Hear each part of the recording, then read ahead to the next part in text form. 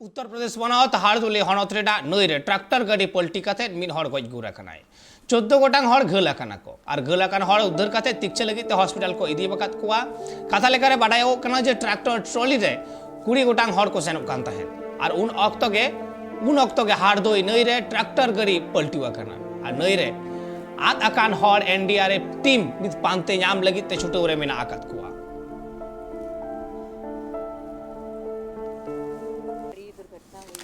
Trolley पलट गई,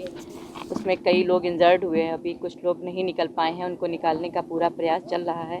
अभी सबसे पहली तो प्राथमिकता हमारी ये है कि वो लोग निकलें और उसके बाद में है कि जब निकल आते हैं उसके बाद में अन्य चीज़ें देखी जाएंगी जो भी उन लोगों के लिए हो सकता है।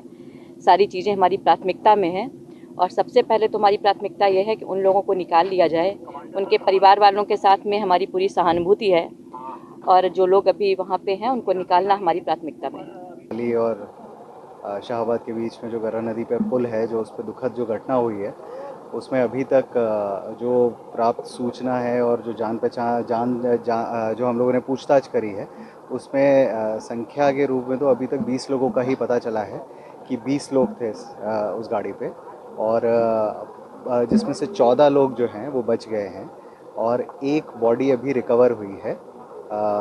मुकेश, जो कि सवाईजपुर का रहने वाला था और